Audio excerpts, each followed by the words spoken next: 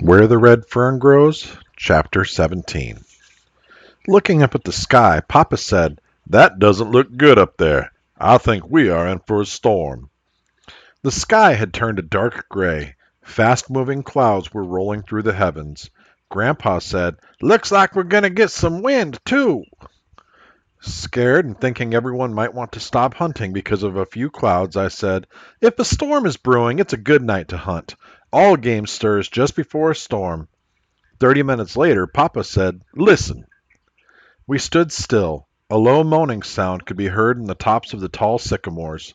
Grandpa said, "I was afraid of that. We're going to get some wind." We heard a rattling in the leaves and underbrush. It was beginning to sleet. The air turned cold and chilly. From far downriver we heard the deep baying of a hound on a trail. It was old Dan. Seconds later the rhythmic crying of little Ann could be heard. Swallowing the lump that had jumped up in my throat, I whooped as loud as I could. The ground was turning white with sleet. The storm had really set in. We hurried along. I said to Papa, "If this keeps up, that old coon won't run long. He'll head for his den." "If it gets much worse," Grandpa said, "I know some coon hunters that won't be running very long. They'll be frozen too stiff to run." The judge asked if there was any danger of getting lost. "I don't know," Papa said. "It's all strange country to me." My dogs' voices sounded far away. I knew they were much closer than they sounded as they were downwind from us. Finding three large sycamores growing close together, we stopped on the leeward side. Papa shouted above the wind, "I don't know if we can take much more of this." "It is bad," Grandpa replied, "and it looks like it's going to get worse." "You can't see over 15 feet now," the judge said.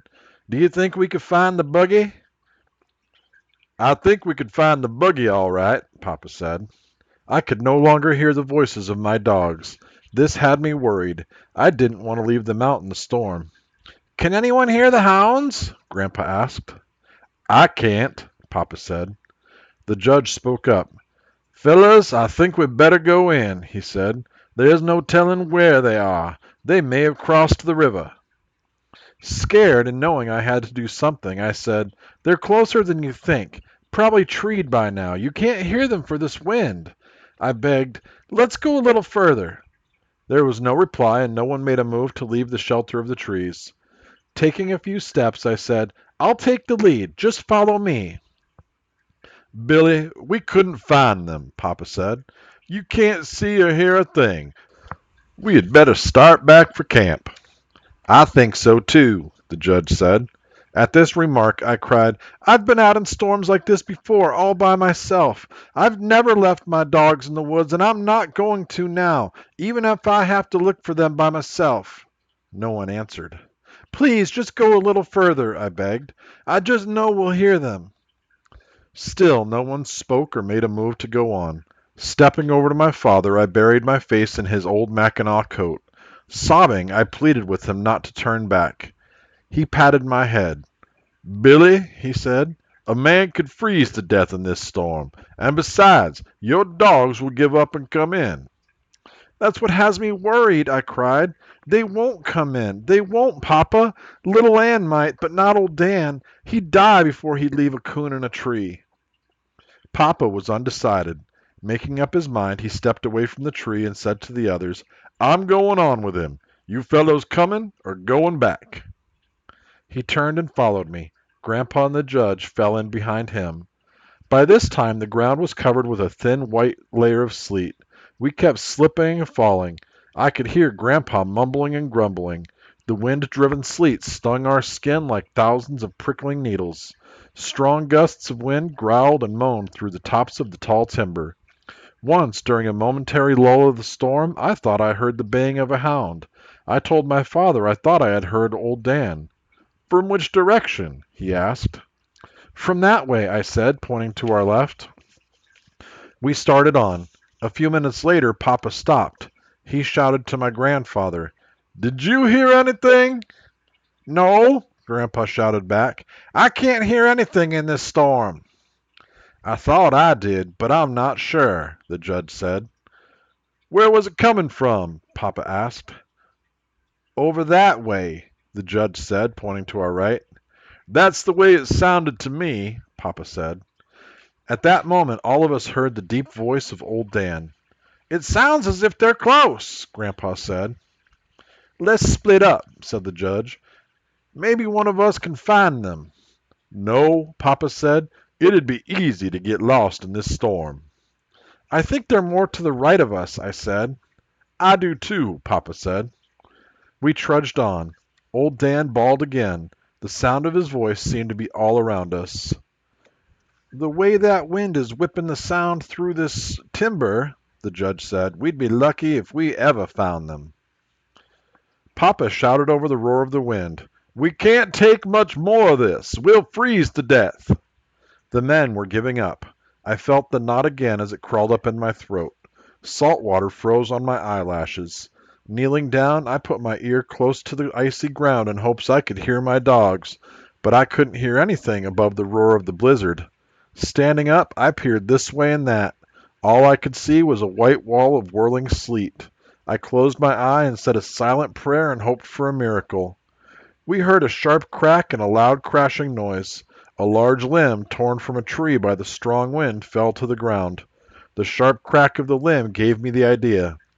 Shouting to my father, I said, Shoot the gun! If my dogs are close enough to hear it, maybe little Ann will come to us.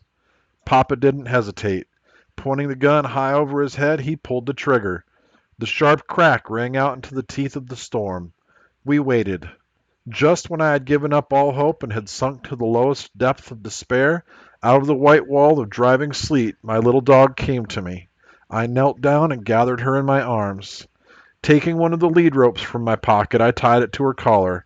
I said, Find him, little girl. Please find old Dan. Right then, I didn't care about Coons, gold cups, or anything.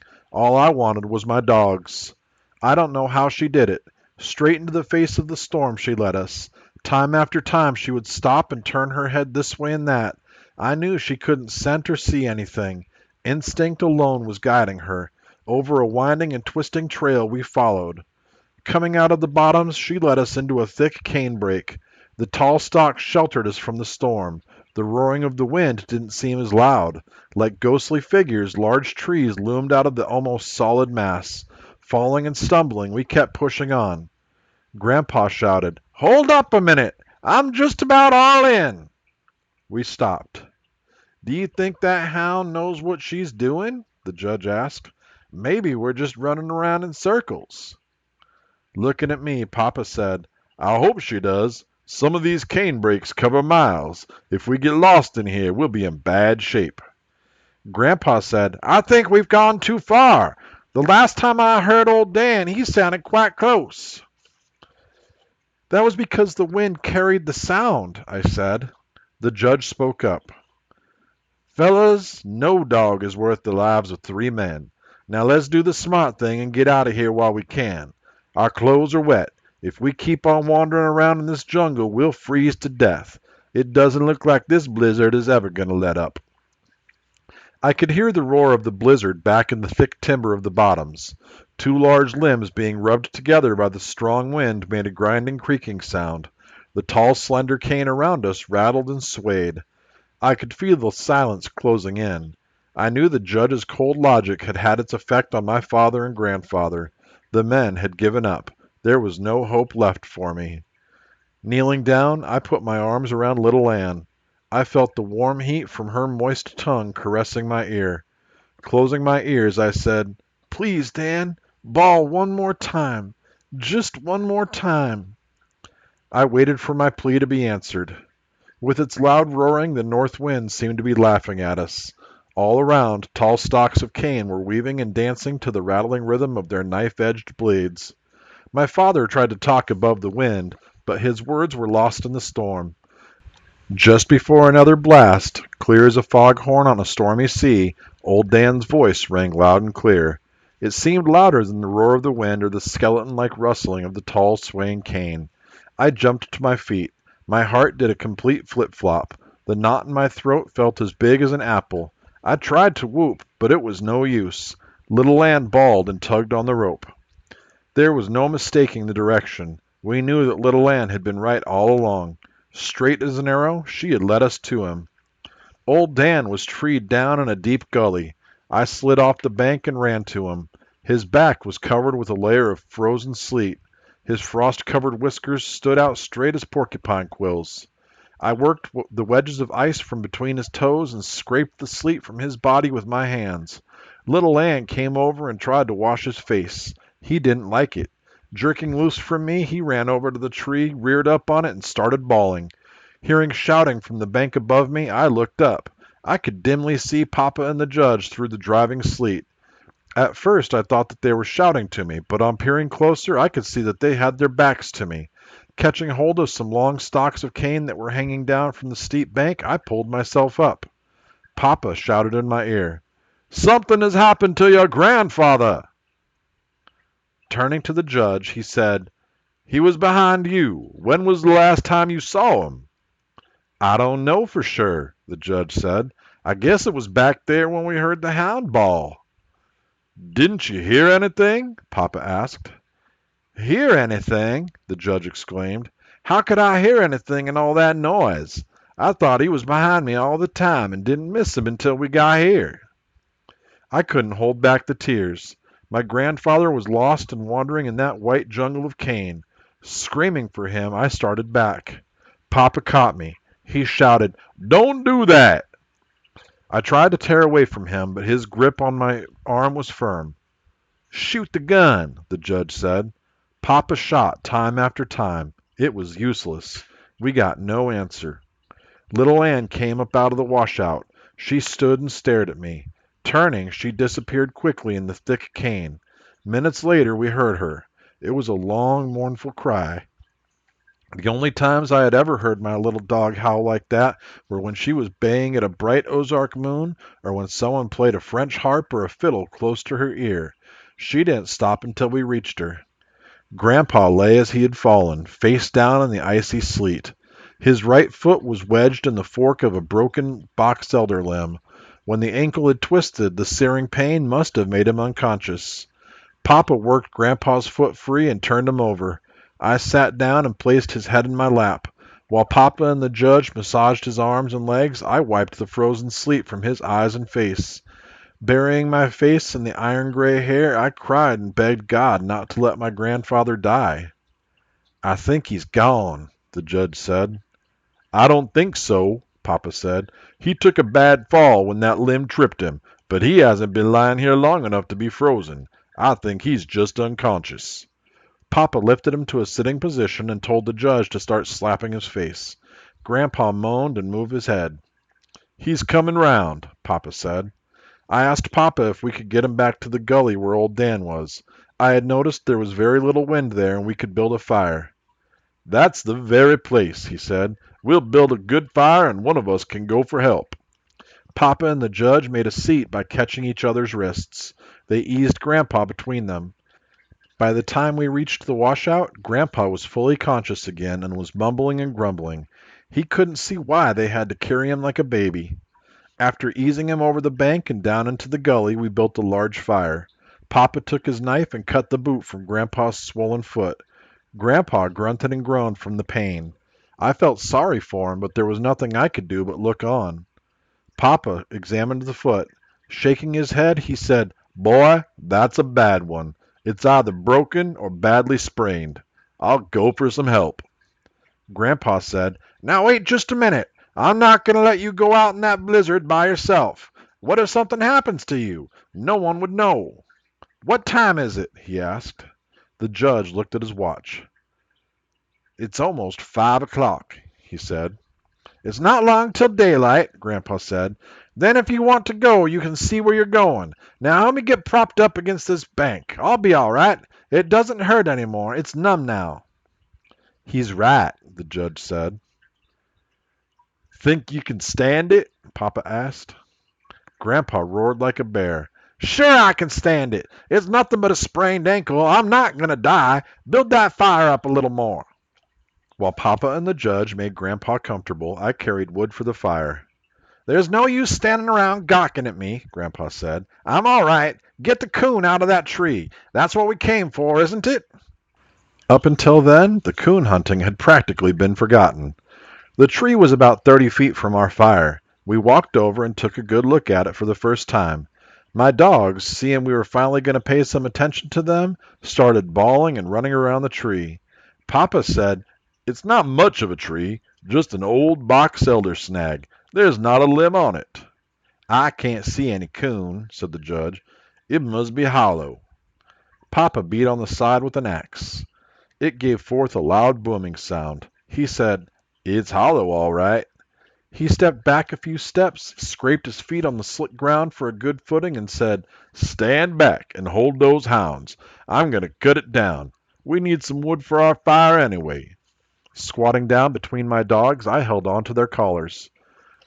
Papa notched the old snag so it would fall away from our fire. As the heavy axe chewed its way into the tree, it began to lean and crack. Papa stopped chopping. He said to the judge, "Come on and help me. I think we can push it over now." After much grunting and pushing, snapping and popping, it fell. I turned my dogs loose. On hitting the ground, the snag split and broke up. Goggle-eyed, I stood rooted in my tracks and watched 3 big coons roll out of the busted old trunk. One started up the washout, running between us and the fire. Old Dan caught him, and the fight was on. The second coon headed down the washout. Little Ann caught him. Hearing a loud yell from Grandpa, I looked that way. Old Dan and the coon were fighting close to his feet. He was yelling and beating at them with his hat. The judge and Papa ran to help. The third coon started climbing up the steep bank close to me. Just before reaching the top, his claws slipped in the icy mud. Tumbling end over end, down he came. I grabbed up a stick and threw it at him. Growling and showing his teeth, he started for me. I threw the fight to him then and there. Some 10 yards away, I looked back. He was climbing the bank. That time he made it and disappeared in the thick cane. Hearing a squall of pain from Little Ann, I turned.